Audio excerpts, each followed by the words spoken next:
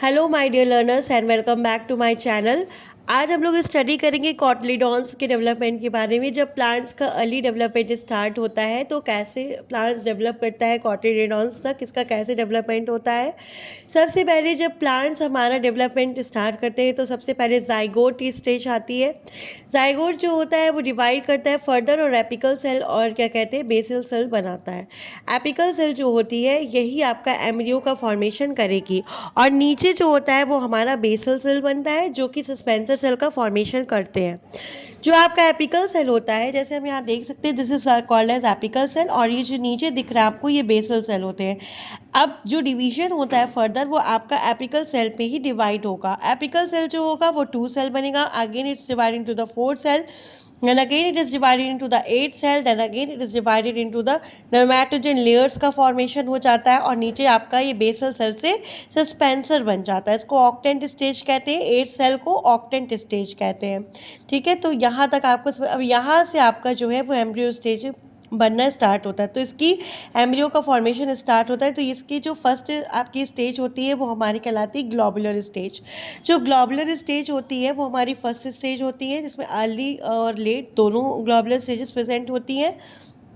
Next आता है इसमें ट्रांजिशन होता है। ट्रांजिशन के बाद ही बना लेते हैं heart shaped embryo. Heart shaped embryo stage जो होती है वो आपकी सेकंड स्टेज होती है और इसका जो ये रीज़न होता है वो आपका हाइपोफाइसिस का फॉर्मेशन करता है। फिर नेक्स्ट आता है आपकी टॉर्पिडो स्टेज आती है। टॉर्पिडो जो स्टेज होती है वो आपकी थर्ड स्टेज होती है और थर्ड स्टेज इसको हम कहते हैं मैच्योर एम्ब्रियो या कह सकते हैं, या तो इसको हम टॉर्पिडो स्टेज कहेंगे। जो टॉर्पिडो स्टेज होती है इसमें ये कॉटलेडॉन्स होते हैं, ये जो दिख रहा है आपको ये कॉटलेडॉन्स कहलाते हैं। और जो ये रेड कलर का पॉइंट दिख रहा है इससे शूट एपिकल मेरिस्टेम कहलाता है और नीचे वाला जो ये है यहाँ से रूट्स डेवलप होते हैं, यहाँ पे रूट एपिकल मेरिस्टेम होता है नीचे वाला। नेक्स्ट आता है आपका, नेक्स्ट स्टेज आती है, इसको हम कहते हैं मैच्योर एम्ब्रियो स्टेज।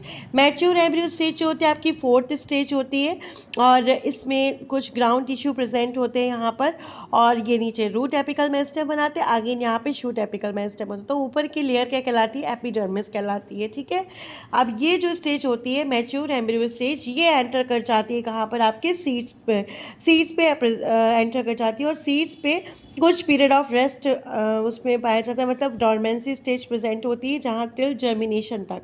तो जर्मिनेशन तक जो है वो स्टेज आपकी ऐसे ही रहेगी। उसके बाद आपका जब जर्मिनेशन सीड का ओवर हो जाता है, फेवरेबल कंडीशन आ जाती है, तब आपका कॉटलीडॉन्स का फॉर्मेशन स्टार्ट हो जाता है। तो कॉटलीडॉन्स डेवलपमेंट, जैसे छोटे छोटे कॉटलीडॉन्स डेवलप होने लगे, जैसे आप देख सकते हैं यहाँ पे 2 कॉटलीडॉन्स है, ये कॉटलीडॉन्स कहलाते हैं और ये आपका रीजन जो है वो आपका शूट एपिकल मेरिस्टेम रीजन हो गया, आपका हाइपोकोटाइड रीजन हो गया। और जो यहाँ से डेवलपमेंट वो प्राइमरी रूट का फॉर्मेशन होता है, यहाँ से आपका शूट एपिकल मेरिस्टेम का फॉर्मेशन होता है। तो सीडलिंग तक आपका पूरा ही कंप्लीट हो गया। ये डायग्राम आपका बहुत इंपॉर्टेंट है और ये कभी भी आपके शॉर्ट नोट्स पे पूछा जा सकता है। तो आप शॉर्ट नोट्स पे अगर आप ये पूरा फुल डायग्राम बनाते हैं, आप प्रिपेयर करते हैं, उसका फ्लो चार्ट बनाते हैं, तब आपको फुल मार्क्स इसमें आपको मिल जाता है। तो एक बार मैं फिर से आपको समझाती हूँ। जैसे कि पहले आप देख रहे हैं जाइगोट बना, जाइगोट से उसके एपिकल सेल में डिवीजन हुआ, एपिकल सेल में डिवाइड होगा तो क्या बनाएगा, 2 सेल स्टेज बनेगा। 2 सेल के बाद 4 सेल, 4 सेल के बाद ऑक्टेंट, ऑक्टेंट के बाद then many types of layers और फॉर्म, इसको हम डर्मेटोजेंस कहेंगे। और फिर इसके बाद आपका जो एम्ब्रियो का फर्स्ट स्टेज आएगा जो which is called as globular stage. Globular stage which is divided into the 2 parts, that is early globular stage and late globular stage, and after that it undergoes the transition period। Transition period के बाद आपका hurt shaped embryo form होता है। Heart shape के बाद torpedo stage आपकी आती है, इसके बाद आपका मैच्योर एम्ब्रियो स्टेज आता है which undergoes the period of rest and again it is the formation of seedling occurs. So आज के लिए आपको अगर ये सब कुछ समझ में आया है तो प्लीज़ मेरे चैनल को सब्सक्राइब कीजिए और ज़्यादा से ज़्यादा लाइक करिए, कमेंट करिए and thank you so much for watching my video.